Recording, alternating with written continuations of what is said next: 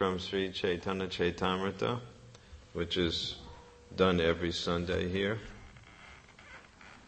Madhya Lila,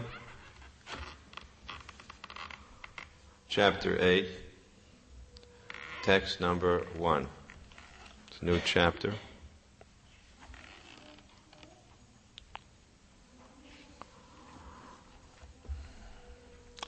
Sancharya Rama Vidya Bhakta Mege Svabhakti Siddhanta Charantari Garabdir Etar Amunna Virtanais Tajgnatva Ratnalayatam Prayati.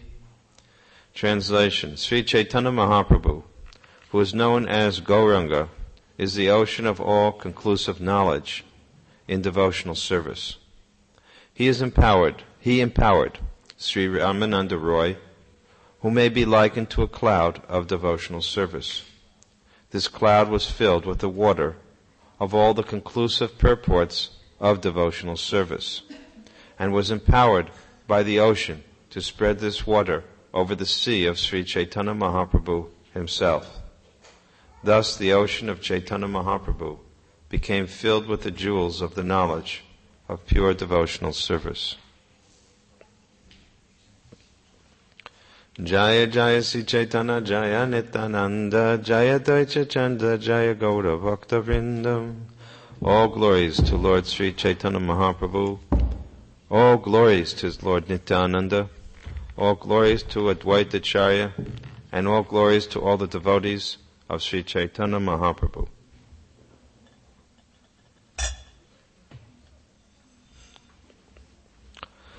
Puravarite Prabhu Age Gamana Karila Jiyada Nishinga Shetre Kata Dinhe Gela. According to his previous program, Lord Sri Chaitanya Mahaprabhu went forward on his tour and after some days arrived at the place of pilgrimage known as Jihad Nishingha. Purport. The Jihad Nishingha temple is situated on the top of the hill about 5 miles away .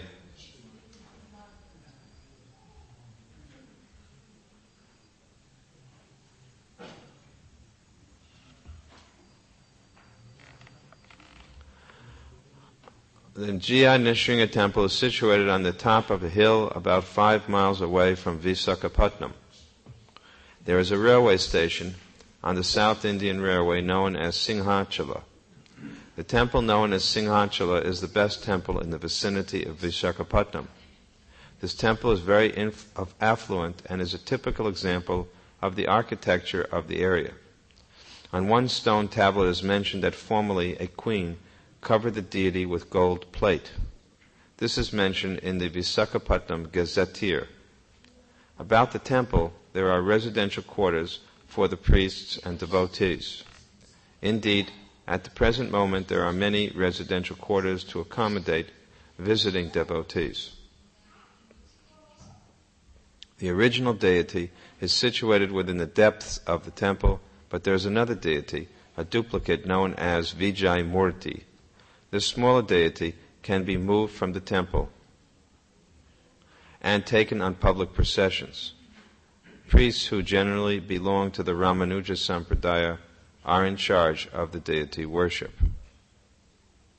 Nishinga Dekiya Kaila Dandavat Pranati Prema Veshe Kaila Bahu Nritta Gita Stuti. Upon seeing the deity of Lord Nishinga in the temple, Sri Chaitanya Mahaprabhu offered his respectful obeisances by falling flat. Then in ecstatic love he performed various dances, chanted, and offered prayers. Sri Nishinga Jaya Jaya Nishinga Pralada Jesha Jaya Padma Mukha Padma Bringha. All glories to Lord Nishingadev. All glories to Nishingadev, who is the Lord of Prahlad Maharaj, and like a honeybee is always engaged in beholding the lotus-like face of the goddess of fortune. Purport. The goddess of fortune is always embraced by Lord Nrsimhadev.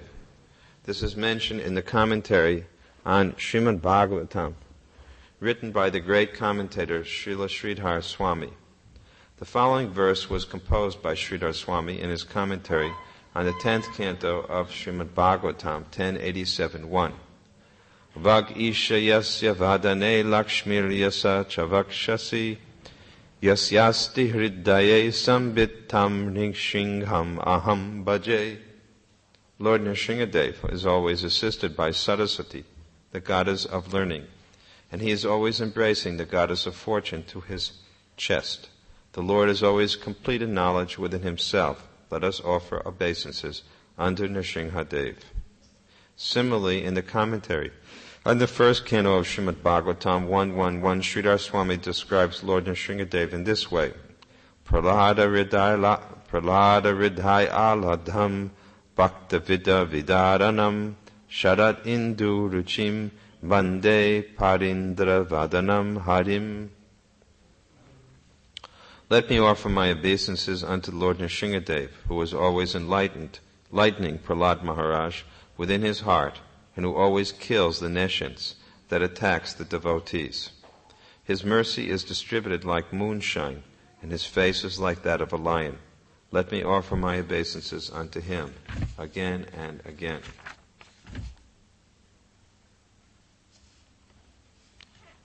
Ugropi anugra evayam svabhaktanam nirakeshare keshavriva sapotanam anyesham ugravikramaha. Although very ferocious, the lioness is very kind to her cubs. Similarly, although very ferocious to non-devotees like Hiranyakasipu, Lord Nrsingadev is very, very soft and kind to devotees like Prahlad Maharaj. This verse was composed by Sridhar Swami in his commentary on the 7th canto of Srimad Bhagavatam 7.9.1. In this next verse, E matanana shloka padi stuti koila Nrsinga sevaka mala prasada anidila. In this way, Lord Sri Chaitanya Mahaprabhu recited different verses from the Shastras. The priest of Lord Nrsingadev then brought garlands and the remnants of the Lord's food and offered them to Sri Chaitanya Mahaprabhu.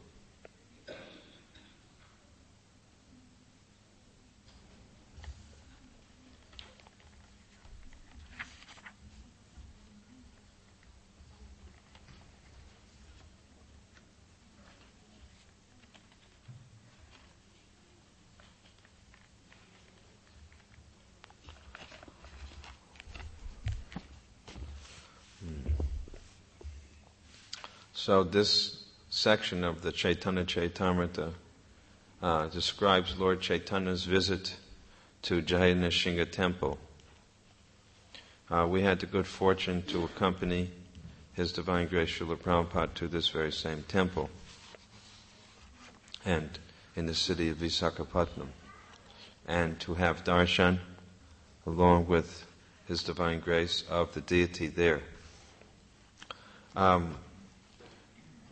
Srila Prabhupada, on visiting such temples, usually would simply respect the deity, offer obeisances, and hear the history of the deity. Similarly, we were able to accompany Srila Prabhupada on a abbreviated Braj Mandala parikrama, where Prabhupada visited many important places and temples in the area of Vraja. And again, Prabhupada's method of worship and respecting the deity was similar. He would see the deity, offer obeisance, and hear something about the history, but he did not comment very much. Regarding Lord Nrsingadev, Lord Nrsingadev has always had a very prominent place in ISKCON, particularly when our movement was under some attack or in some difficult situation. Srila Prabhupada introduced various prayers The first prayer he introduced, of course, was from Jayadev Goswami's prayers, Tavakara Kamala Bare Nakamad Bhuta Shingham, etc., which we chanted from the early days in ISKCON. And then a little later on, he introduced the other two prayers, Namaste Narasingaya, etc., and the next prayer also. And Prabhupada instructed us that whenever we are in sort or for the protection of ISKCON, we can pray to Lord Nrsingadev, and he is very merciful and he will protect us. Sometimes we wonder how devotees are placed in difficulty or danger. And this is explained in the Srimad Bhagavatam, that in regard to Bali Maharaj and others, that the Lord becomes further glorified when his devotee becomes glorified. And to place his devotee in the proper position in terms of how people see the devotee of the Lord, the Lord sometimes puts the devotee into a difficult situation in order to demonstrate the devotee's devotional abilities or strength or faith in the Lord. And so we see that great devotees of the Lord are constantly put into some position of dependence on the Lord. We see that happening with the Pandavas and with Kunti Devi. And of course, Kunti's prayers in this regard are very famous. In fact, she even prays, "Let the difficulties come more and more." So, rarely do we pray, "Let the difficulties come more and more." In fact, we try to do everything possible to avoid difficulties. But the pure devotees of the Lord have a very stoic type of mentality, in the sense that they accept whatever happens to them as the will of Krishna. And in fact, they are always looking forward to seeing the Lord's mercy approach. Rather than seeing a difficulty as something unfavorable, a devotee thinks, here is the opportunity for me to come closer to Krishna. Because Krishna never fails his devotees. Krishna is always ready to protect his devotees, and the image here of a lioness with her cubs is very appropriate. When Lord Nrsingadev appeared as death personified to the demon Hiranyakasipu, he did not look like death to his devotee, Prahlad Maharaj. Srila Prabhupada comments that the teeth of the lion are very ferocious and can tear the body of any animal. But those very same teeth are loving when they pick up the cub, the lion cub, by the scruff of the neck. So Prahlad Maharaj, in fact, did not feel the same fear of Lord Nrsingadev as did others. It is described that the Lord, when he killed Hiranyakasipu, was in such a ferocious attitude that all of the demigods were shaking. Even the goddess of fortune, Lakshmi, said that I have never seen such an intimidating feature of the Lord.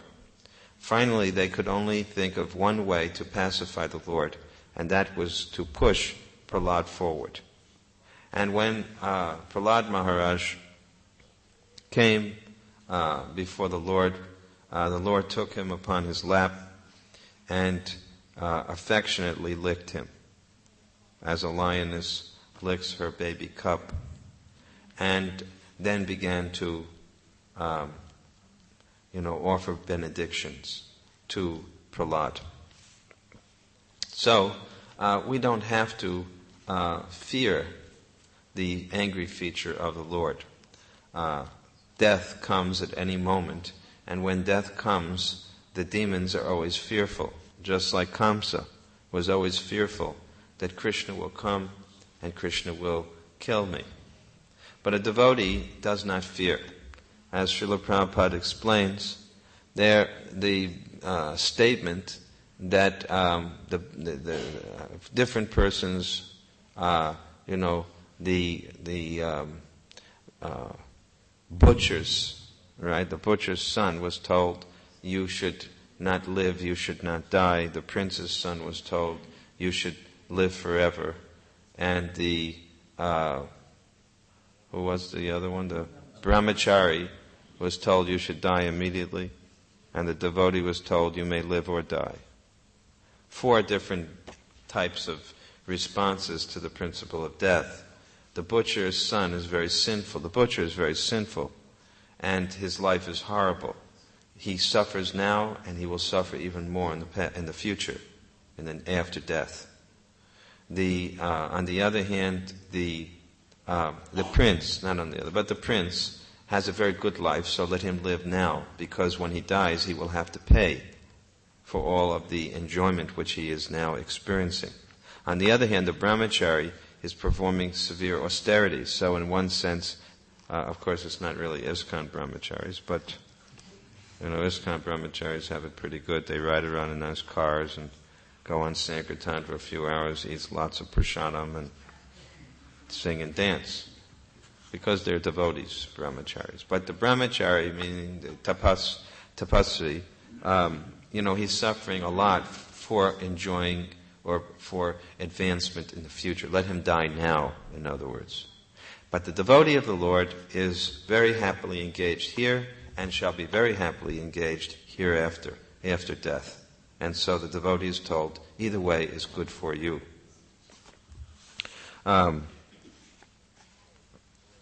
When we pray to the Lord, Chaitanya Mahaprabhu sometimes also pray to, may that lion-like Lord, there's a statement in the Chaitanya Chaitamrita, may that lion-like Lord appear within my heart and tear out all that is unclean. In the temple at Mayapur, when we darshan the deities, the first we of course offer obeisances to Srila Prabhupada at his Vyasa-san, but then we go to Lord Nrsingadev. The first darshan is of Nrsingadev. And we pray to Nrsingadev that he should purify our hearts so that we are able to properly serve Sri Chaitanya Mahaprabhu in the Panchatattva, by whose mercy we can approach the lotus feet of Radha, Madhava, and the 8 gopis. In the Brahma Samhita, there's another verse which describes the worship of Ganesh and says that Ganesh is worshipable because he removes all obstacles. What is important in this verse, when sometimes devotees become wonder, should we worship Ganesh? But it's mentioned in this prayer of the Brahma Samhita that the reason why Ganesh is auspicious is because he holds upon his tumalai, the 2 protruding tumulus, I guess, singular, the 2 protruding, whatever those things are, tumalai. He holds the lotus feet of Lord Nrsingadev on them. That is the point, that Ganesh worships Nrsingadev, and Nrsingadev gives him shelter. So, in fact, the removal of obstacles by Ganesh is actually done ultimately by the grace of Nrsingadev. So,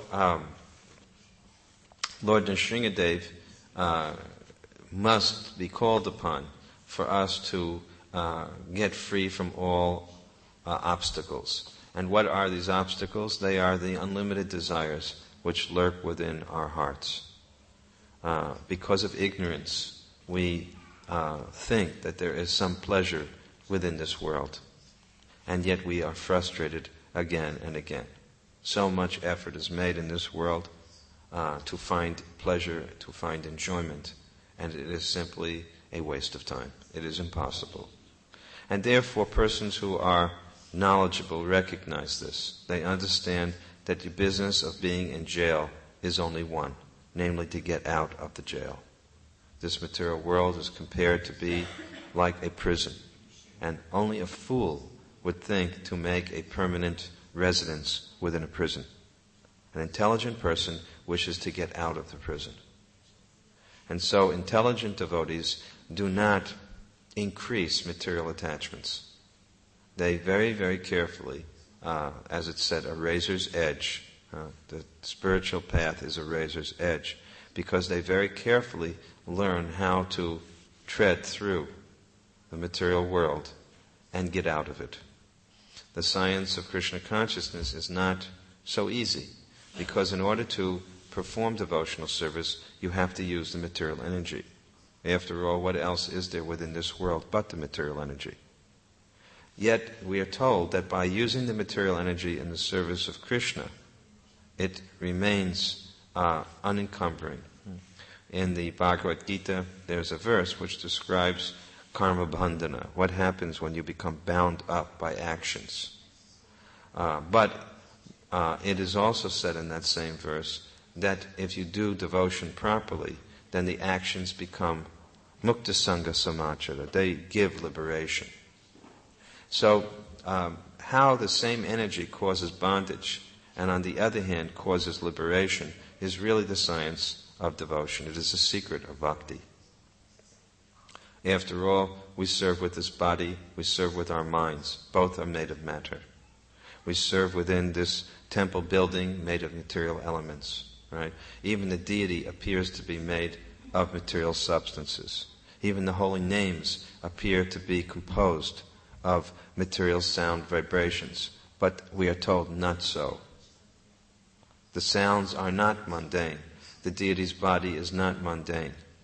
In fact, even the pure devotee's body is not mundane. In fact, even the temple of the Lord is said to be an expansion, of Baladev Tattva.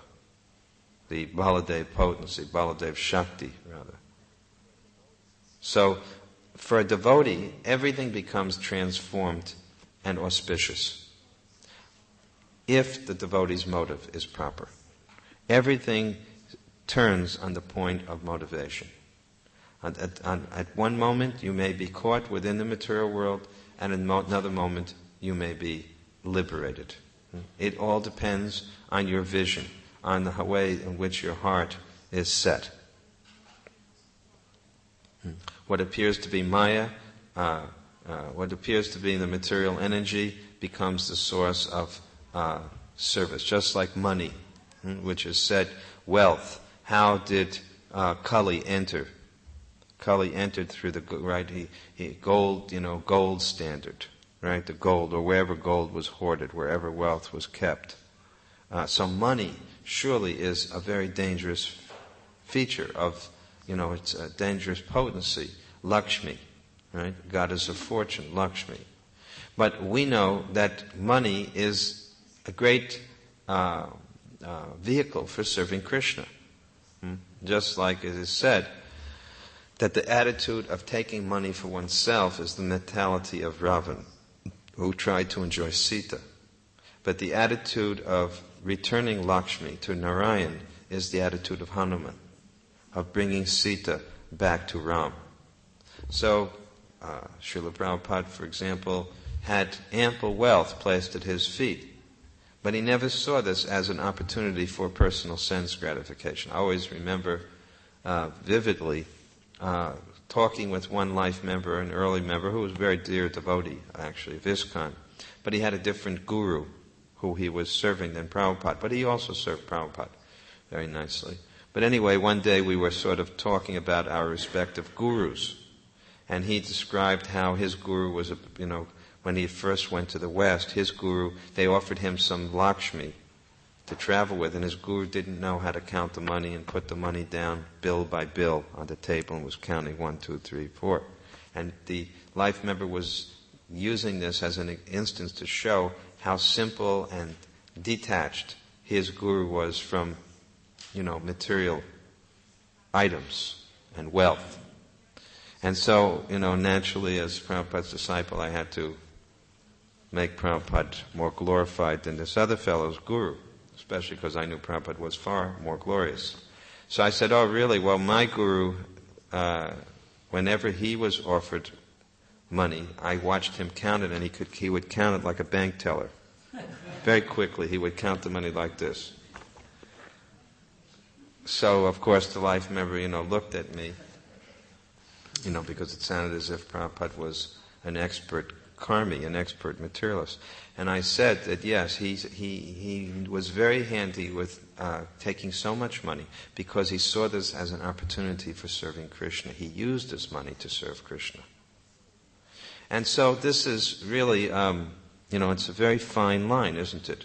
How we are able to deal with the material energy, whether it happens to be a husband or a wife in family life or children, whether it happens to be wealth which Krishna may give to us, or positions which we may be occupying in the service of the Lord, or even our own bodies in terms of beauty or in terms of disabilities or ill health.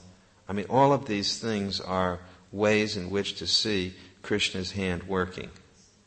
And so much just depends on how the heart really is set. If there's a hunger for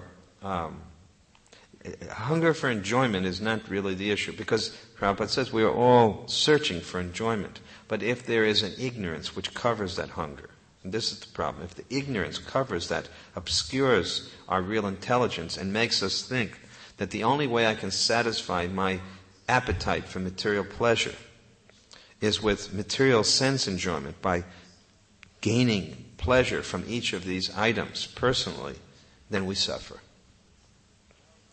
On the other hand, if we can dispel that ignorance, and this is the purpose of Krishna consciousness, to dispel ignorance. This is the purpose of approaching Guru. This is the purpose of everything we do, to overcome ignorance, first of all. Even the Buddhists, they have a lot of common points in their philosophy, and they also agree that the fatal enemy is ignorance. So ignorance has to be overcome. Therefore, it's so important is to study Srimad Bhagavatam, to gain this Oma Jnana Timanandasya Jananjana Salakaya Chaksulu Midatam Jina Tasmai Sri Gurave Namaha. We offer obeisances to the lotus feet of our spiritual master, who has opened our eyes with the torchlight of knowledge. Right? And with that torchlight of knowledge, what are we told? That we are Krishna's servant. That Krishna alone, Ekele Ishvara Krishna Arta Sabrita. Krishna alone is the Supreme Lord. Everyone is his servitor. You cannot establish yourself as the master in this world. You will be broken. As long as you maintain this false idea that you are a master, you will be broken. Again and again, the material energy will break you. And even a devotee. Sometimes we see, like Brahma. Brahma is a great devotee. But Brahma knows that he has this spirit of controlling.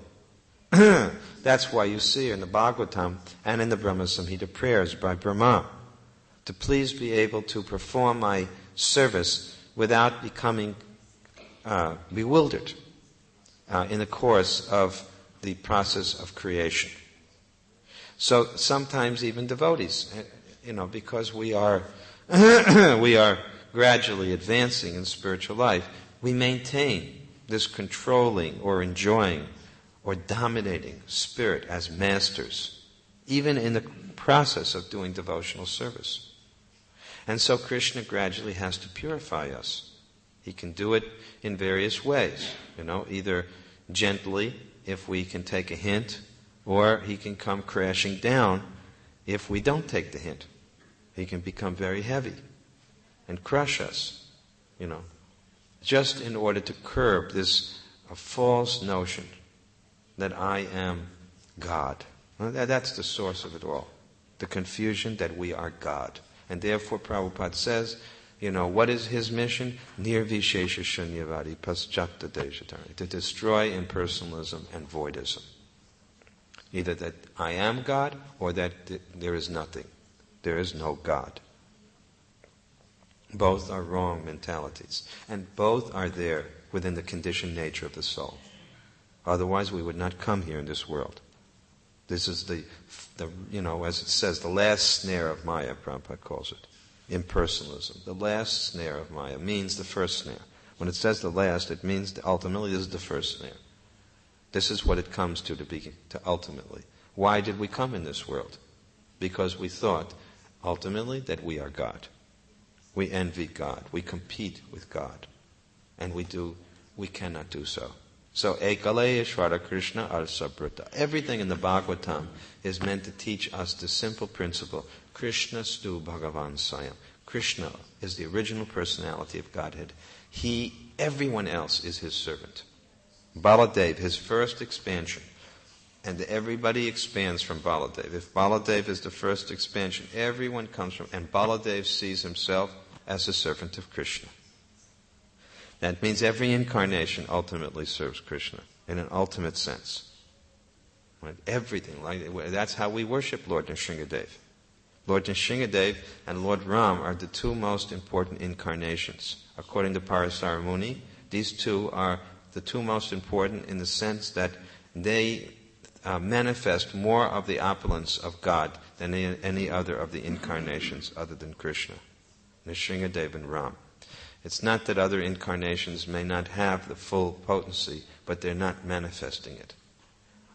But in the form of Nrsingadev, why we worship Nrsingadev, at least as Gaudiya Vaishnavas, we worship him to qualify ourselves to approach Chaitanya Mahaprabhu, to qualify ourselves to approach Radha and Krishna. In that sense, Lord Nrsingadev is serving Krishna, ultimately. So, what to speak of we, who are very, very tiny and insignificant? How much more we have to be aware of our humble position. And therefore, we work and live among devotees. The great advantage of living among devotees is you finally recognize that you're not the only person in the world. Right? When you live on your own and isolate yourself, you might think that you're God. But when you have to live with others, you can't possibly think that way. There are so many others that you have to take account of. And that's true even in a family situation, right? What do we learn? Husband, wife, what do they learn? To be conscious of the other's needs. And when you have children, what do you learn? Again, you have to serve your children, right? If you're a spiritual master, what do you learn? You have to constantly serve your disciples. If you're a disciple, what do you learn? You have to serve your guru. Where is there not this lesson? This lesson is given to us again and again and again. So we have two choices. Either we can object to, or rather, be disturbed by the fact that we are servants, or we can willfully and willingly embrace the idea and make that, to perfect the spirit of service the goal of our life. And that's really what a Vaishnava is. A Vaishnava is a servant. Prabhupada says to be called a Vaishnava means you turn your back on the material energy and walk forward. You walk away from Maya. And you embrace the mood, I am the servant of the servant of the servant of Krishna, the master of the gopis. Das anu das anu das. And that's how Vaishnavas traditionally in their script would sign their letters, Das anu das, servant of the servant. So, here's God himself, Sri Chaitanya Mahaprabhu, showing us that mood of service. He comes in the form of a devotee. He goes and worships Lord Nrsingadev. He sits like a humble personality, and sings and dances and takes pleasure in serving the Lord. So we are worshipping this form of God in this age, Chaitanya Mahaprabhu and his eternal associate Nityananda Prabhu, because they are teaching us how to get what Krishna wants to give, which is love of God. Anybody have any questions or comments? Vishnumurti Prabhu. This is very clear, the point that we are servants and their results of not being servants. But somehow ourselves as individuals, we don't learn that lesson very easily.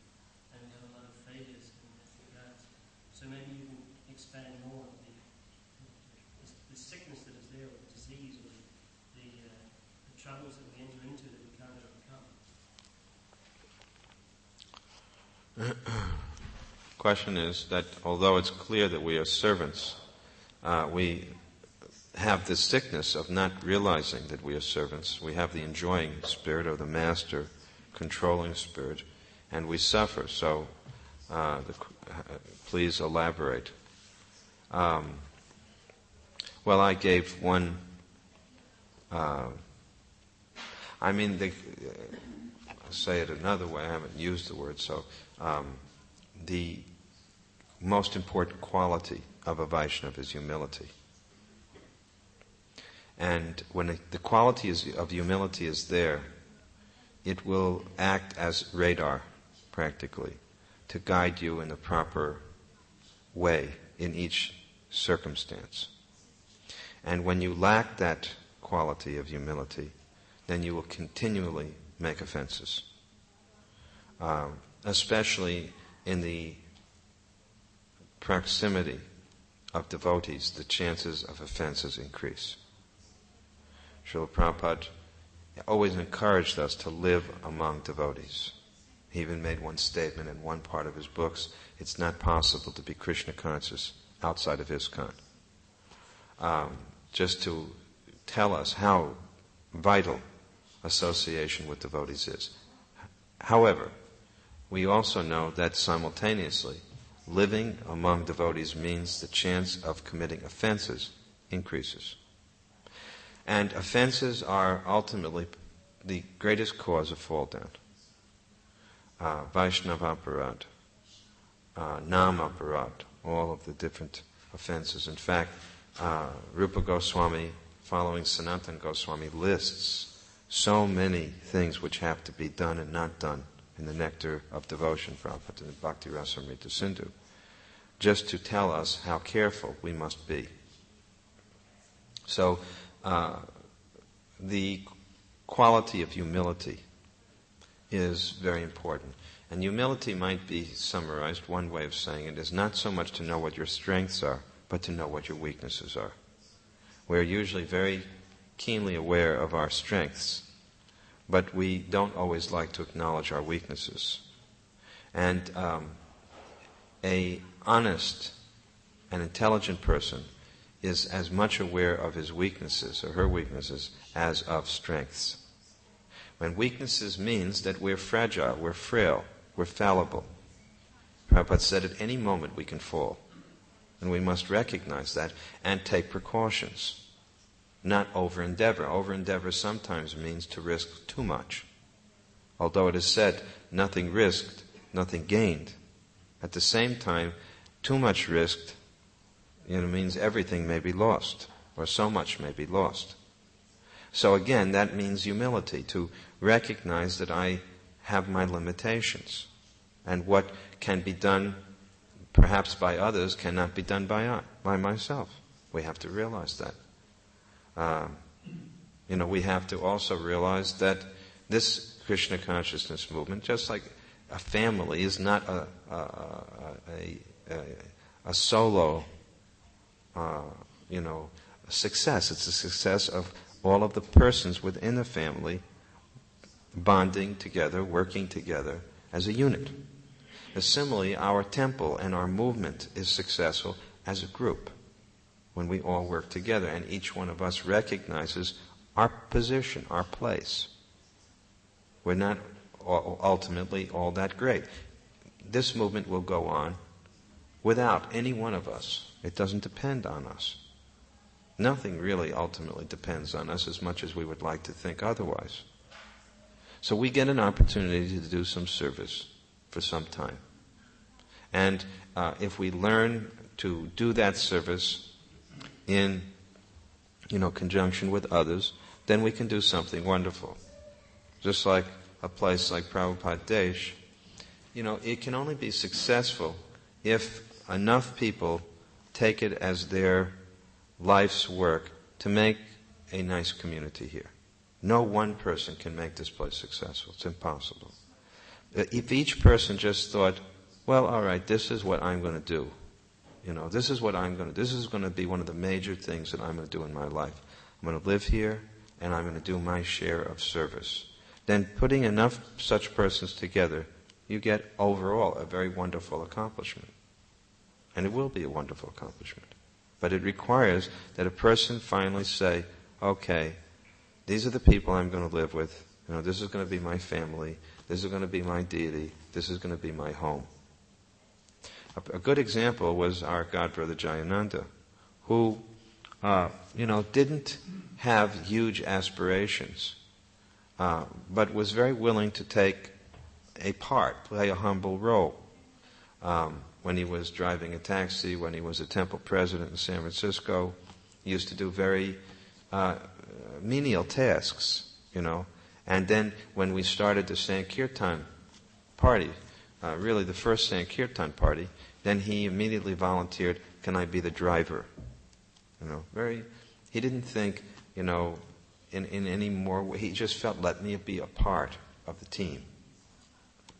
So if each of us has that attitude, that we are just one part of the team, and we see that, and that, again, no part, first of all, every part can be replaced, ultimately, so we're not, it's not that we are just absolutely required. We have to always see that.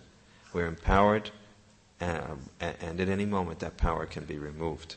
Just like Arjuna found out when Krishna left this planet. These are the same arms, he said, the same Gandiva bow, but now I cannot even protect the queens of Krishna from some bandits, some ruffians. The same arms that were able to defeat Bhishma and Karna and Drona and all of these persons, now I cannot even fight off a few insignificant people who come. So at any moment we can be, and one day we will be, isn't it? One day the strength will leave our arms, our minds will become weak, our eyesight will become weak, everything will gradually deteriorate and age. And so we get a little bit of time to do a little bit of service. So if we become a little conscious of this reality, then it will prevent us from assuming more than that to be true, that I'm actually, very powerful, and I can do so much today and so much more tomorrow, and I can conquer this and I can conquer that. And in that way we develop the wrong mentality.